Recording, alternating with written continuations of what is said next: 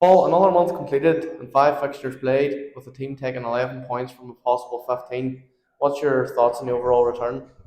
Listen, I'm happy enough. I think we've always sort of stayed in the change room. If you're up around that 2 points per game over the last couple of seasons, you're doing well. So, listen, to take 11 is good. On a Grady point of view, I think it was a warm point we give away a 2 goal lead, but listen, we maybe a wee bit fortunate, maybe one more game. So, listen, we're just happy enough to keep ticking along and stay unbeaten. Month started with that high scoring 3-all draw against Warren Point. What was your message to the players after that result?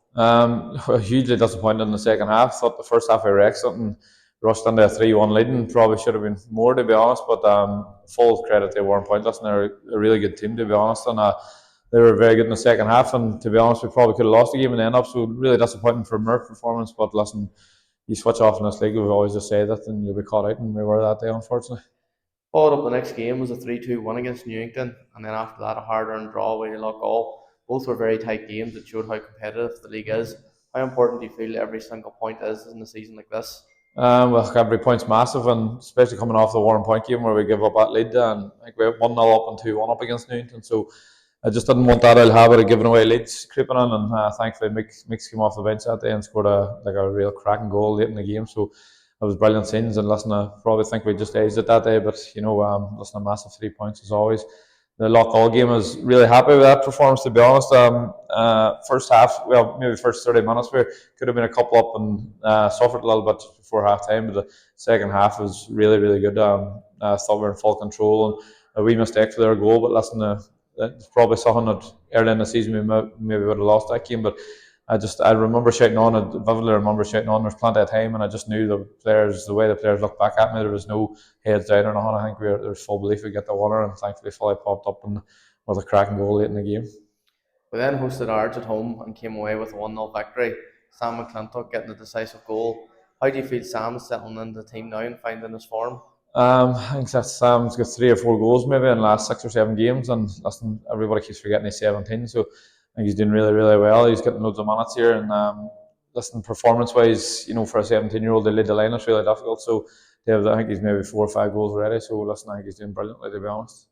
Final match of the month was the 4-2 victory over Ballymallard at the weekend, featuring a superb hat-trick from John Butcher. How important has John been to the squad so far and for the continued push for promotion? Well, you're mentioning that word promotion, not me. Listen, John's he's a top player, everybody knows that, and maybe a wee bit frustrated with his form recently. I think he's only got a couple of goals leading on the Saturday, but he scored 3 on Saturday, and he could have 4 and 5. But he just played a different role on Saturday. So I think it's the first time he's been normally playing as a two up there, but he led the line really well. He held it on well, and he ran on behind well. His 3 goals were excellent as well, so it just topped off a top performance there on the pitch. That game also marked the final game there at the Limavady Showground as pitch replacement works will begin. With the next round of home fixtures being played at the Korean Showgrounds, do you feel the team can maintain its strong home form there?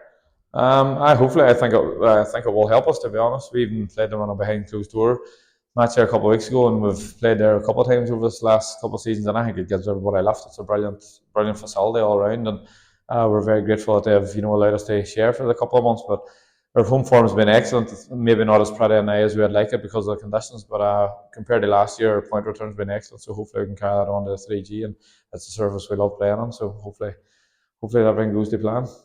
December brings several big fixtures, including games against Welders, Anna, and of course the Northwest Derby against Institute. How are you and the players preparing for what looks like it'll be a very busy and challenging festive period?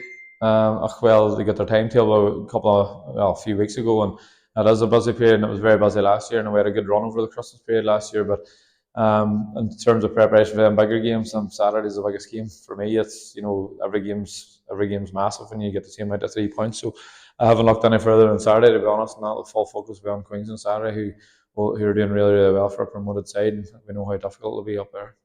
Paul, thank you very much for your time. Thank you.